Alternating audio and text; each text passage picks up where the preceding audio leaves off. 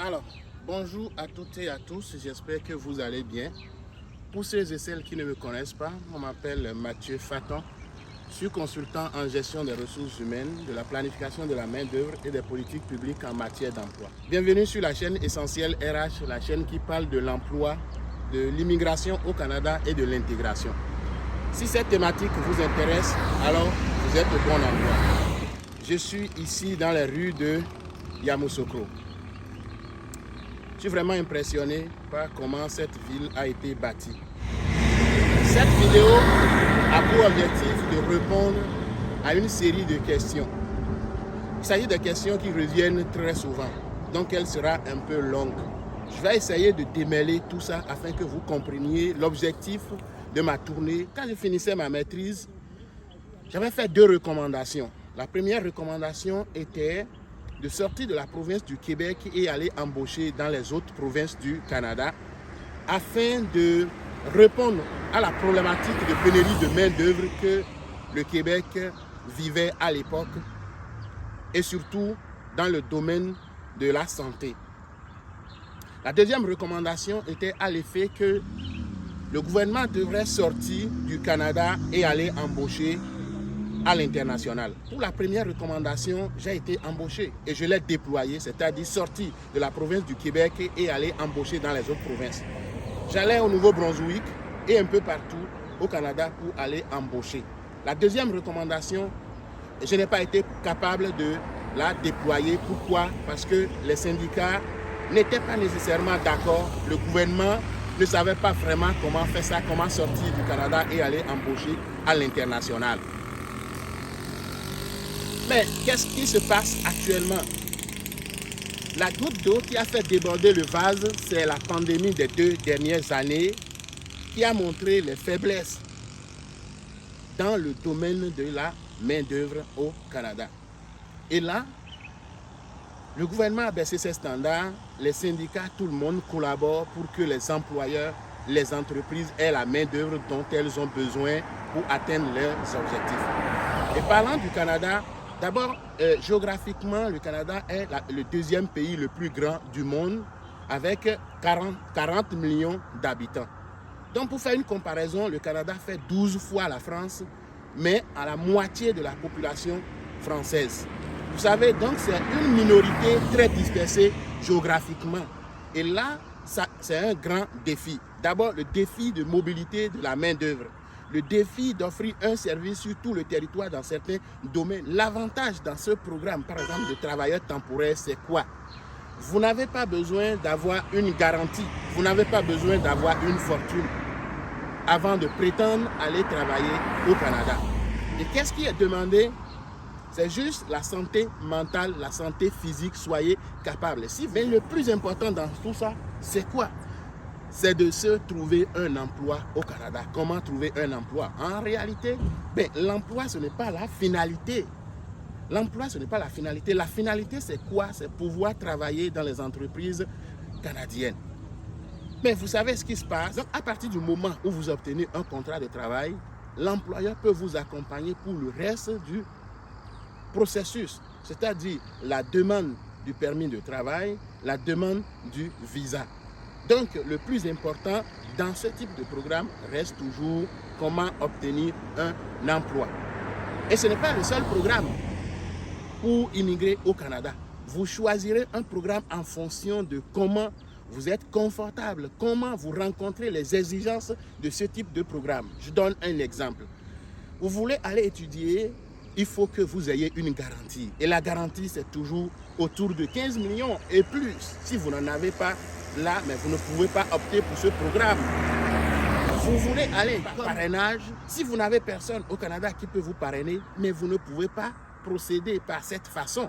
Donc, il faut trouver la façon qui nous convient le mieux. Si vous avez effectivement le goût d'aller travailler, de faire une expérience professionnelle en Amérique du Nord, et c'est le meilleur moment. Vous n'avez besoin d'aucune garantie et ça peut se passer relativement très rapidement. Mais quand on dit trouver un emploi, c'est là le grand défi. Le défi se trouve à ce niveau. Comment obtenir un emploi au Canada depuis n'importe où? Ce sont ces genres de services que nous offrons. Et la recherche d'emploi, comme je le disais, Il faut le faire de façon laborieuse, sinon vous envoyez toujours votre CV, votre lettre de motivation, mais jamais aucun employeur ne répond. Il faut aller réellement chercher l'employeur, sa valeur, sa mission. Il faut connaître tout. Et pour les connaître, il faut aller fouiller et connaître sur l'employeur. Et là, on passe de là. La prochaine étape, si vous obtenez une entrevue, l'entrevue dans le contexte canadien est différente. Réussir une entrevue dans le contexte canadien, ça demande une certaine rigueur, ça demande une certaine discipline. Et là, la posture, l'habillement, comment répondre à l'employeur. Et dans une entrevue, toutes les questions qui viennent, nous cherchons à voir et savoir 3 choses. C'est quoi? C'est le savoir-faire et le savoir-être. Le savoir-faire, ça ne me gosse pas, ça ne me dérange pas parce que là, on peut aller les acquérir. Je peux mettre de l'argent sur le candidat, je peux le former, je peux donner de l'argent, je peux donner des moyens pour le former. Mais le savoir-être, ça c'est l'attitude. Je ne peux pas détecter l'attitude d'une personne en 30 minutes. C'est pour ça que je vais poser certaines questions qui vont avoir tendance à le déstabiliser. Je vais voir sa réaction. Des questions pièges, comme pourquoi vous venez au Canada, pourquoi vous voulez travailler au Canada. Des questions comme venez-vous avec votre famille, comment comptez-vous vous intégrer à la société canadienne. C'est des questions pièges. Et c'est tout ça que nous allons regarder avec vous dans l'encadrement pour les entrevues de sélection au Canada, afin que vous soyez capable, vous soyez suffisamment à l'aise pour démontrer à tout employeur que vous êtes une solution à ces problèmes. Et tout ça dans la transparence et dans l'authenticité. Voyez, je ne veux pas un monsieur parfait, et je ne veux pas non plus un monsieur imparfait, je ne veux pas une madame imparfaite, et je ne veux non plus une madame parfaite.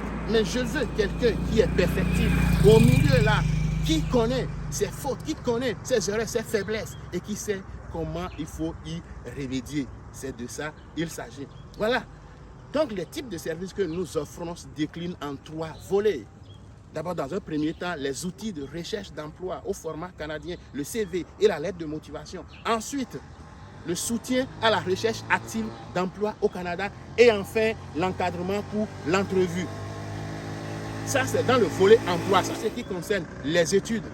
Vous désirez avoir une admission dans une filière, dans une région qui va vous permettre de bénéficier des mesures d'exemption que le gouvernement du Québec met en place à partir de l'automne 2023. Nous pouvons vous accompagner. Il y a des subtilités dans l'admission dans des universités canadiennes. Si vous ne trouvez pas l'université adéquate, la filière adéquate, vous allez finir vos études, mais vous ne pourrez pas travailler après les études. Voyez-vous? Donc, tout ça, il faut les regarder, il faut les étudier en amont, trouver la bonne filière, trouver la bonne université afin de pouvoir vous donner la chance d'avoir un permis de travail à la fin de vos études. En réalité, le Canada a un problème démographique.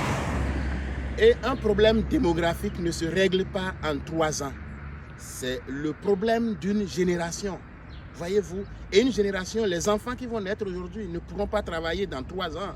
C'est dans 15 ans, 20 ans, 25 ans que ces enfants vont pouvoir travailler. Donc le problème que nous avons actuellement au Canada, c'est un problème qui ne sera pas réglé dans les 3 prochaines années.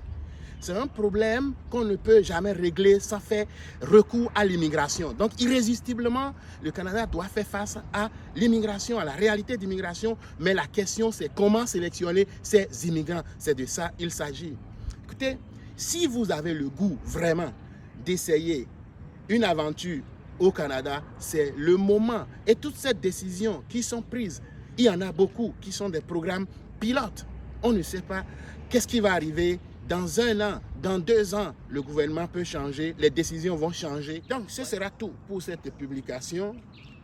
Si elle vous a fait du bien, je vous invite à l'aimer, à la partager, à vous abonner à ma chaîne YouTube. Et si vous ne l'avez pas encore fait, activez la cloche de notification pour ne rien manquer.